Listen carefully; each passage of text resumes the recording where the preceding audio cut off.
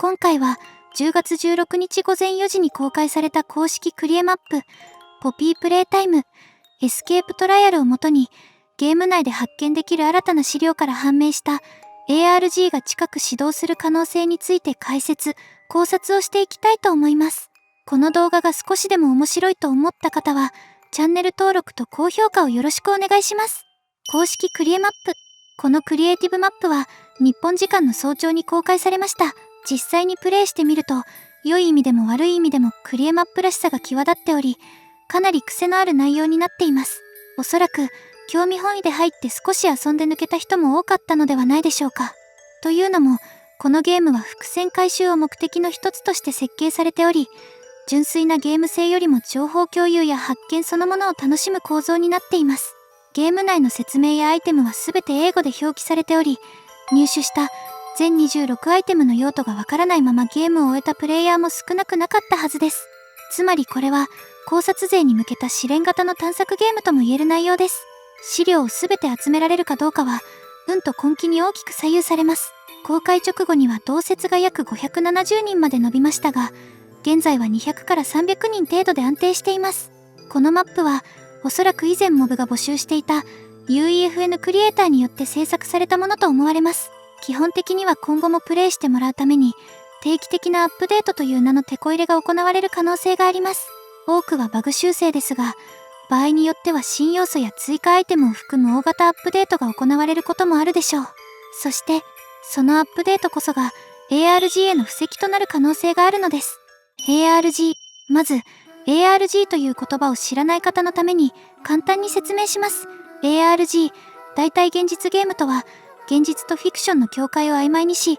現実世界の中で物語を体験する仕組みのことです。つまり、まるでゲームの世界が現実に飛び出してきたかのように感じられる体験を指します。そして、その ARG 的な仕掛けが、今回の公式クリエマップの中で動き始めています。現時点では、ゲーム内で見つかるのはアイテムとしての資料だけであり、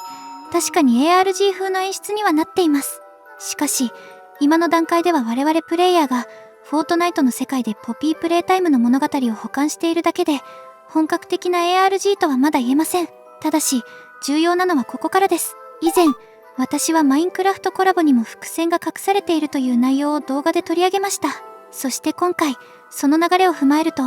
フォートナイト側でも同様の仕掛けが用意されている可能性が高いのです。その根拠となるものが、このクリエマップの内部から発見された特定の資料にありました。もうすぐ来る。その根拠となるのが、ゲーム内で発見された奇妙なメモです。好奇心のある者へ、劇場での事件、失踪、目撃情報、すべて本当だ。すべてが繋がっている。誰も安全ではない。誰もが苦しんでいる。ある者は他の者よりも、だが、君は無力ではない。信じるなら、このメモを持って来週の同じ時間に次のものを見つけろ。信じないなら、燃やせ。誰かに話したらわかる。愚かなことはするな。ともより、意味深な内容です。初見の人や、しばらくポピプレから離れていた人にとっては、まるで暗号のようにも感じられるでしょう。そして注目すべきは、この一文です。信じるなら、このメモを持って来週の同じ時間に次のものを見つけろ。ここに、はっきりと次の展開が示唆されています。ですが、このメモには宛先も送信者も不明であり、場所の指定もない。しかも、次のものを見つけろと書かれているにもかかわらず、何を、どこで、どう探すのかが明記されていないのです。このことから考えられるのは、このメモ自体が ARG の導入部分であり、後に続く何か、つまり次のメモやイベントが現実時間に合わせて公開される可能性です。このメモ自体に前後があることは否定できませんが、現状ではこの1枚だけであり、他に見つかるやり取り系のメモは、リッチとエイブリーのものです。しかし、好奇心があるような描写はありませんでした。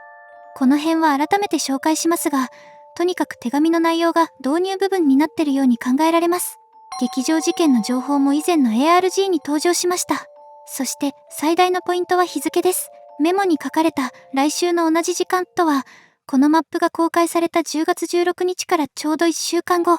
つまり10月23日を意味しています。もしこの日に本当に次のメモが発見された場合、それはポピープレイタイム初のフォートナイト連動 ARG が始動する瞬間となるでしょう。さらに、マップ自体にもカミングスーンの表示があり、